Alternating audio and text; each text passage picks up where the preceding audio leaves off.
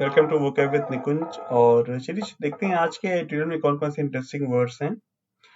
अपने हेडफोन्स अगर आपके पास है तो पहन लीजिए और 10 मिनट के लिए 10 से 12 मिनट के लिए आइए सीखते हैं कुछ नए शब्द। तो इस talks about grass roots peace, मतलब जमीनी स्तर पर जो शांति है उसके बारे में बात हो रही है। On the local body elections in West Bengal, West Bengal में जो लोकल बॉडी इलेक्शन होने वाले हैं उनके ऊपर। Free and fair elections to local bodies are not possible without peace. कह रहे हैं कि जो चुनाव होते हैं, ठीक है, फेयर चुनाव हो, सही से चुनाव हो लोकल बॉडीज के, वो बिना शांति के पॉसिबल नहीं है। Okay, local body elections in one moment local body elections in West Bengal scheduled for July 8 have yet again brought political violence। जो लोकल बॉडी इलेक्शंस हैं वेस्ट बंगाल में जो शेड्यूल्ड हैं आज जुलाई से, वो फिर से पॉलिटिकल वायलेंस लेके आ गए हैं स्टेट में। उन चुनावों की वजह से इलेक्शन वायलेंस वापस आ गया है। In the state the four front, okay, मतलब बिल्कुल ही इंपॉर्टेंस में, प्रोमिनेंस में, न्यूज में आ गया है। ठीक है, जो पॉलिटिकल वायलेंस है चुनाव की वजह से। 7 persons टू द फोरफ्रंट एक ईडियम है। ठीक है, इसका मतलब होता है to a place of importance of prominence, मतलब बिल्कुल ही सुर्खियों में आ गया है ऐसा, right. 7 persons they include supporters of the ruling Trinamool Congress and opposition parties। Okay, तो 7 लोगों की बात हो रही है जो, जिसमें से रूलिंग जो टीएमसी है वो है, प्लस ओपोजिशन पार्टी जैसे कि बीजेपी है, कांग्रेस है, इंडियन सेक्युलर फ्रंट है। इन सब के 7 लोगों को का देहांत हो चुका है, मर गए हैं 7 लोग। ओके, जब से जून 8 के पोल्स की नोटिफिकेशन आई है उस समय से। State Election Commission and the West Bengal government have approached the Supreme Court of India। State Election Commission जो वहां की है और जो वेस्ट बंगाल गवर्नमेंट है, उन्होंने सुप्रीम कोर्ट अप्रोच किया है। ठीक है, वो चैलेंज कर रहे हैं कैलकाटा हाई कोर्ट ऑर्डर जो जून 15 का है। क्या ऑर्डर है, किस चीज का ऑर्डर है? जो वो ऑर्डर कह रहा है कि डिप्लॉयमेंट हो जाए सेंट्रल फोर्सेस का सारे डिस्ट्रिक्ट्स में। डिप्लॉयमेंट मतलब कि प्लेसमेंट, ओके, डिस्ट्रीब्यूशन की फोर्स लग जाए, ओके, फैल जाए फोर्सेस, ये होता है डिप्लॉयमेंट का मतलब। तो जो कैलकाटा हाईकोर्ट का ऑर्डर आया था कि डिप्लॉयमेंट हो जाए, उसको कैंसिल करने के लिए इन लोगों ने, चैलेंज करने के लिए सुप्रीम कोर्ट ऑफ इंडिया में ये लोग गए हैं। कौन कौन गया है? स्टेट इलेक्शन कमीशन और वेस्ट बंगाल गवर्नमेंट।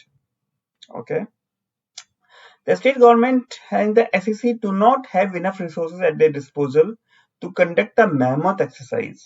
जो स्टेट गवर्नमेंट है और स्टेट इलेक्शन कमीशन है, उनके पास खुद के रिसोर्सेस नहीं है ताकि वो इस मैमथ एक्सरसाइज को कंडक्ट कर पाए। ओके, कौन सा एक्सरसाइज को? मैमथ मतलब बहुत ही बड़ा।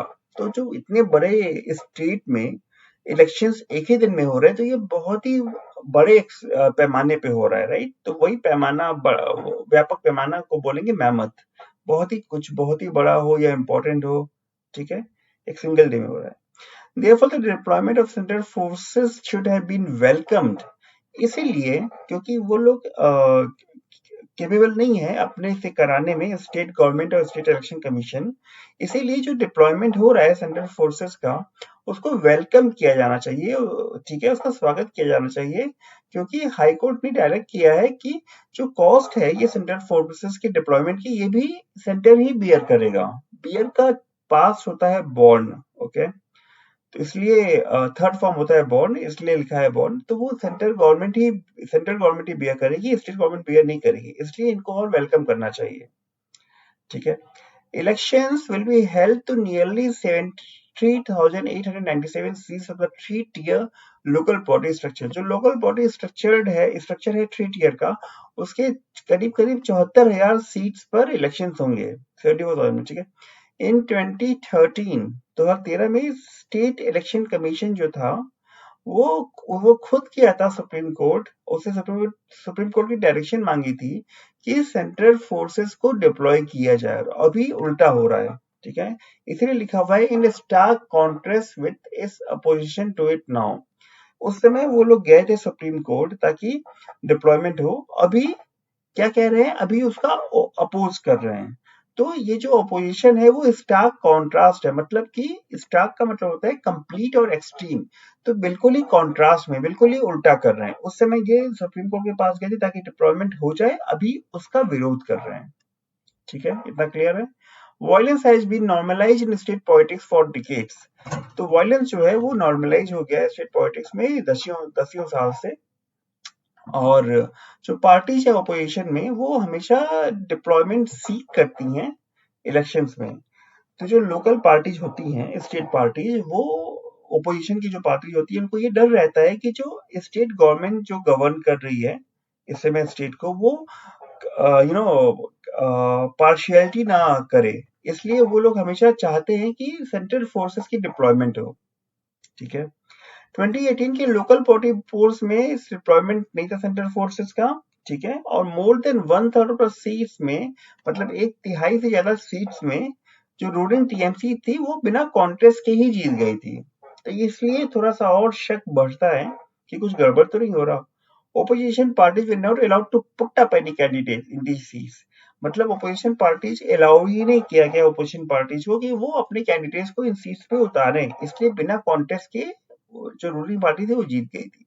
जो situation है वो थोड़ा better है इस बार, लेकिन opposition parties अभी भी नॉमिनेशन फाइल नहीं कर पाई है। 341 ब्लॉक से स्टेट में, उनमें से 50 में से अभी तक नॉमिनेशन फाइल नहीं कर पाई है। ठीक है, क्यों? क्योंकि रिपोर्ट्स आ रही हैं कि डराया जा रहा है कैंडिडेट्स को, इंटिमिडेशन हो रही है कैंडिडेट्स की। ठीक है, इंटिमिडेशन क्या होता है? एक्शन ऑफ फ्राइटनिंग और threatening someone usually in order to persuade him to do something that you want him to do. तो किसी को अपनी मर्जी से कुछ करवाने के लिए डराने को इंटिमिडेट करना कहते हैं। ठीक है, इसीलिए 50 सीट पे अभी तक नॉमिनेशन फाइल ही नहीं हुआ है। गवर्नर सीवी आनंदा बोस ने विजिट किया था वायलेंस अफेक्टेड एरियाज को, भंगर और कैनिंग में। ठीक है, और राजभवन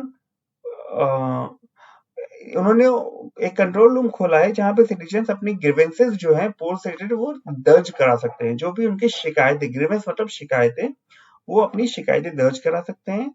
और पीस रूम, गवर्नर इसको पीस रूम कहते हैं। ठीक है, वो इन सारी कंप्लेंट्स को स्टेट गवर्नमेंट और स्टेट इलेक्शन कमीशन को फॉरवर्ड करेगा। तो जो गवर्नर है उन्होंने स्पॉटलाइट को मोड़ दिया है, फोकस कर दिया है, जो डिटीरोरेटिंग लॉ एंड ऑर्डर सिचुएशन हो रही है उस पर कर दिया है स्पॉटलाइट को। ठीक है, मतलब कि उन्होंने हाईलाइट किया है कि कैसे लॉ एंड ऑर्डर सिचुएशन जो है वो खराब से खराब होती जा रही है, डिटोरिएट करती जा रही है। ठीक है, बद से बदतर होती जा रही है। डिटोरिएट का मतलब बद से बदतर होना। और नच किया है, नच मतलब कि किसी को कुछ कहने के लिए, करने के लिए कहना। ओके, सिंपली तो नच किया है कि स्टेट इलेक्शन कमीशन और स्टेट गवर्नमेंट को कि वो जो वायलेंस की कंप्लेंट्स आ रही है उनको सीरियसली ले, उनसे सीरियसली डील करें। गवर्नर ने ये भी कहा है, उन्होंने कॉन्फ्रंटेशन अवॉइड किया है इलेक्टेड गवर्नमेंट से इस बार। ठीक है, कॉन्फ्रंटेशन मतलब कि सामना कह सकते हैं, या फिर जो लड़ाई कहते हैं वो कह सकते हैं। ठीक है, West Bengal was among the first states to have a three-tier panchayat system aimed at democratic decentralization. West Bengal जो था वो पहला स्टेट था, ओके, जिसके पास 3 टियर पंचायत सिस्टम था जो कि एम करता डेमोक्रेटिक डिसेंट्रलाइजेशन में। डिसेंट्रलाइजेशन मतलब कि जब पावर जो है वो सेंट्रल एंटिटी से, सेंट्रल पॉइंट से अलग हटकर छोटे छोटे पॉइंट्स पे जाती है, लोकल पॉइंट पे जाती है, उसे डिसेंट्रलाइजेशन कहते हैं। ठीक है, तो जो 3 टियर पंचायत सिस्टम था उसमें यही हुआ था कि बड़े पॉइंट से हटके छोटे छोटे लोकल पॉइंट्स पे पावर गई होगी, इसलिए डिसेंट्रलाइजेशन का यूज हो रहा है। तो इसमें वेस्ट बंगाल फर्स्ट था। Okay, it is for all the stakeholders including political parties to ensure that the exercise of electing panchayat functioning does not descend into lawlessness and chaos. तो जितने भी इसमें स्टेक होल्डर्स हैं, स्टेक होल्डर्स मतलब जिनका कोई से होता है। ठीक है, जो कि पॉलिटिकल पार्टीज भी हैं और स्टेट इलेक्शन कमीशन है, सेंट्रल गवर्नमेंट है, उनको इंश्योर करना चाहिए कि जो एक्सरसाइज है इलेक्टिंग पंचायत फंक्शनरीज का, पंचायत फंक्शनरीज को इलेक्ट करने का जो एक्सरसाइज है वो बिल्कुल ही लॉलेसनेस और क्यूस में परिवर्तित ना हो जाए। ठीक है, डिसेंट करना मतलब उस नीचे लेवल पे ना उतरे कि बिल्कुल ही लॉ खत्म हो गया है और हर जगह क्यूस है, कंफ्यूजन है, ये चीज। ये था आज का सेशन। आई होप आपको ये सारे वर्ड सीखने मिल गए होंगे और ये इनको आप रिवाइज कर सकते हैं। ठीक है, स्क्रीनशॉट भी ले सकते हैं, वीडियो दोबारा भी देख सकते हैं कॉन्टेक्स्ट वीडियो समझने के लिए। यही था अभी तक के लिए। अगर अभी आपको ये सेशन अच्छा लगा है तो लाइक कर सकते हैं इसको। अगर चैनल अच्छा लगा, ये वीडियो अच्छा लगा, ऐसी वीडियो डेली देखना चाहते हैं तो यहाँ क्लिक करके सब्सक्राइब कर सकते हैं। चलो, थैंक यू फॉर वॉचिंग। मिलते हैं अगले सेशन में, तक के बाय बाय।